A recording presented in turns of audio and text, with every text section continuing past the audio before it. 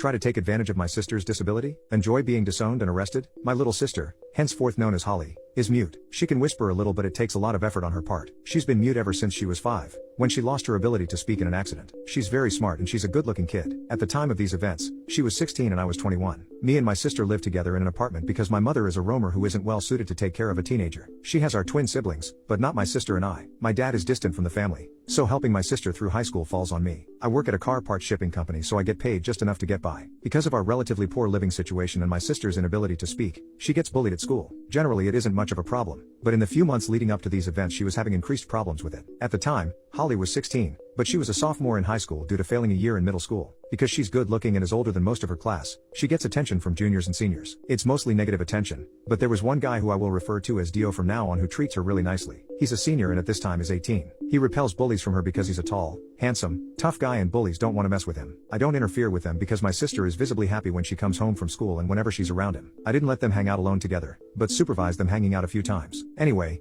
after a few months she stopped coming home happy. She isn't hanging out with him anymore either, and although I ask her multiple times she won't tell me anything about it. I confront him about it and he evades the topic. At this point I'm suspicious, but I don't know what to be suspicious of. I'm getting more and more worried about Holly, so I go to her counselor and assistant principal to ask about her activities at school. From what I learn, she still spends all her free time near Dio at school. I find this strange, since she doesn't seem happy anymore. A few days later, I invited Holly and Dio on a dinner night to Olive Garden. While we're there I do two things that are completely illegal. First, I steal his phone, which I've seen the password to, and second, I read his texts and emails. I do anything I can to find out what's happened between them. I don't find what I'm looking for, but I do find out that he drinks and smokes 420 with his friends on weekends. A few days later I find his phone in the laundry, and say it must have ended up in one of our coats by accident. I know for a fact he got it back, because he called me to thank me for having Holly return it. I still didn't have what I was looking for, so I went back to the school and used his previous texts as grounds to check CCTV for any suspicious activity. There wasn't anything suspicious by school standards, but there was something that caught my eye. It was my sister, going to the central bathroom in the school and him going to the boys' room of the same bathroom about a minute later. The bathrooms are separated by a wall, but there's a janitorial closet that opens into both bathrooms and is completely in the blind zone of anyone walking into the bathrooms, let alone the CCTV cameras. At this point, I began to suspect that something was happening between them in that bathroom. It was the only one with a closet like that, and if my memory served me correctly, the closet didn't have a proper lock. It just locked from the outside on both sides. Now that I suspected something,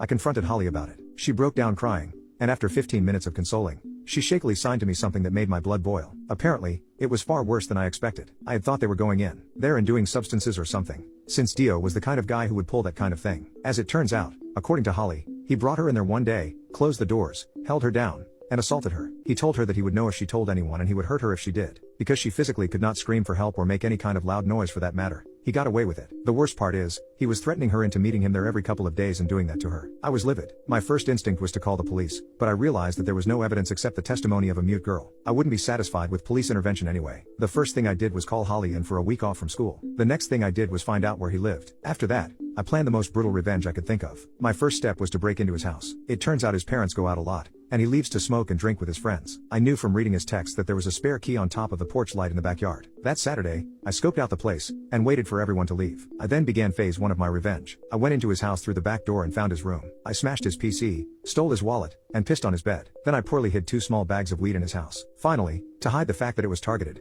I tossed up the rest of the house, but didn't take anything. I then went to a Starbucks and used the Wi-Fi and Dio's debit card to purchase a bunch of intimacy toys in his name and send them to his house. I then left his wallet sitting near a homeless man sleeping on a park bench. Next, I contacted his parents and told them I had seen their son drinking and smoking with a group of teenagers. They were furious, which leads me to believe that wasn't the first time something like that had happened. Finally, I went to the back road he walked on his way home from his drinking parties, which I had found out in a text from one of his friends. I waited for 2 hours in some bushes for him to walk by, and then jumped him. I demanded his money and phone although I knew he didn't have his wallet. I kept one hand in my hoodie pocket, pointing it like I had a gun, which he believed. He handed over his phone and ran away. I then finished up my plan by using his phone, which I still had the password to send an email to the school from his school email, confessing to roping my sister in the janitorial closet multiple times, as well as possessing substances on school grounds and drinking when he was underage. Then I snapped his phone on my knee and went home. My sister went back to school the following Monday, armed with a can of mace I bought her. Dio wasn't at school, and she was called in by her counselor. She told them the whole story, and he was charged with rope, underage drinking, and illegal substance possession. On top of that, his parents completely disowned him,